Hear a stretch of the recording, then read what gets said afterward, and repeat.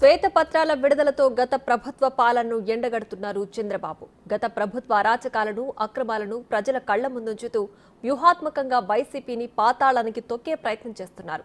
తాజాగా శాంతి భద్రతలపై అసెంబ్లీ సాక్షిగా శ్వేతపత్రం విడుదల చేశారు సీఎం.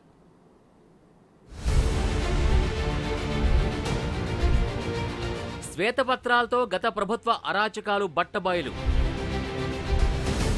శాంతి భద్రతల విషయంలో గత ప్రభుత్వ తీరుని ఎండగట్టిన బాబు. రాష్ట్రంలో అరాచకం సృష్టించి ఢిల్లీలో ధర్నా అంటూ ధ్వజం.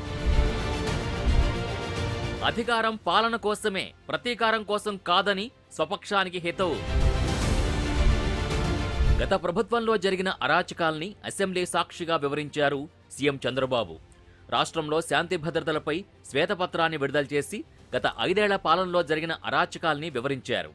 గత ప్రభుత్వ పాలనలో ప్రజాస్వామ్యం అపహాస్యమైందని అన్నారు. ప్రభుత్వ కక్ష సాధింపు చర్యలకు పోలీసులు ఆయుధంగా మారారని తెలిపారు.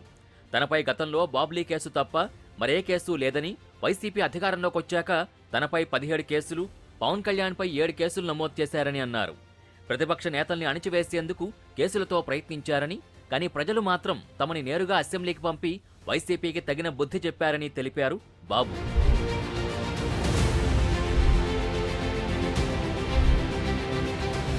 గత ప్రభుత్వంలో ప్రజలెన్నుకున్న నాయకులపైనే అత్యధిక కేసులు నమోదయ్యాయని ఆందోళన వ్యక్తం చేశారు బాబు. ప్రస్తుత హోంమంత్రి అనిత, స్పీకర్ అయ్యన్న పాత్రుడిపై ఎస్సీ ఎస్టీ అట్రాసిటీ కేసులు పెట్టారని తెలిపారు. రఘురామకృష్ణరాజుని లాకప్లో చిత్రహింసలు పెట్టారని, దానికి సంబంధించిన వీడియోలు చూసి నాటి సీఎం పైశాచికానందం పొందారని చంద్రబాబు వివరించారు. తనపై అలిపిరి వద్ద క్లైమోర్ మైన్స్ దాడి జరిగిన గుండె ధైర్యంతో లేచి నిల్చున్నానని, కానీ జీవితంలో ఎన్నడూ లేని విధంగా తనని ఏడిపించిన చరిత్ర వైసీపీ ప్రభుత్వానికి దక్కుతుందన్నారు బాబు.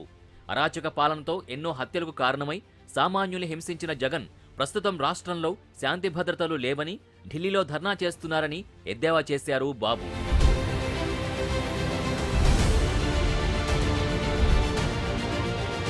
తన ఎంటైర్ పొలిటికల్ కెరీర్లో ఎందరినో చూశానని, కానీ జగన్ లాంటి అరాచక రాజకీయ నాయకుణ్ణి చూడలేదన్నారు బాబు. అయితే జగన్ని ప్రత్యక్షంగా చూసిన తాను ఎస్కోబార్ అనే వ్యక్తితో జగన్కి పోలికుందని మాత్రం చెప్పగలనని ఎస్కోబార్ గురించి వివరించారు. పొలిటీషియన్గా అవతారమెత్తిన టెర్రరిస్ట్ ఎస్కోబార్ అని వివరించారు. రాజకీయాల్లోకొచ్చి క్రైమ్ను ప్రపంచవ్యాప్తంగా మార్కెట్ చేశాడని తెలిపారు. జగన్ని ప్రత్యక్షంగా చూశాక రాజకీయాల్ని తన స్వార్థ ప్రయోజనాలకి వాడుకుంటూ ఎస్కోబార్ చేసిన అకృత్యాలు గుర్తుకొస్తున్నాయని తెలిపారు సీఎం.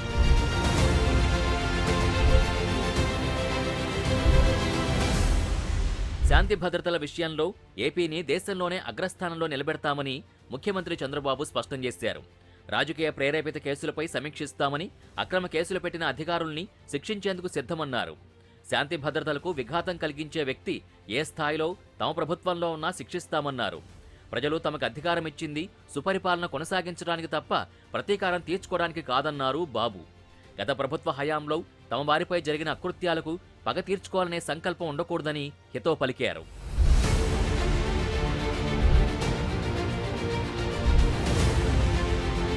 ఇక రాష్ట్రంలో శాంతి భద్రతలపై ఢిల్లీలో ధర్నా చేస్తున్నారు వైసీపీ అధినేత జగన్. జాతీయ స్థాయిలో కూటమి ప్రభుత్వాన్ని టార్గెట్ చేస్తూ కేడర్లో జోష్ నింపే ప్రయత్నం చేస్తున్నారు. ఈ క్రమంలో రాష్ట్రంలో శాంతి భద్రతల విషయాన్ని జాతీయ మీడియాలో వెల్లడిస్తూ జాతీయ స్థాయిలో సింపతి పొందే ప్రయత్నం చేస్తున్నారు. అయితే జగన్ వ్యూహాత్మక ప్రయత్నాలకు శ్వేతపత్రం విడుదల చేసి గండి కొట్టారు సీఎం బాబు. గత 5 ఏళ్ల వైసీపీ పాలనలో జరిగిన అరాచకాల్ని కళ్లకట్టేలా వివరించారు. మొత్తం మీద కూటమి ప్రభుత్వాన్ని టార్గెట్ చేసే జగన్ వ్యూహాత్మక ప్రయత్నాల్ని అంతే వ్యూహాత్మకంగా శ్వేతపత్రాల విడుదలతో సీఎం చంద్రబాబు తిప్పికొడుతున్నారని చెప్పొచ్చు.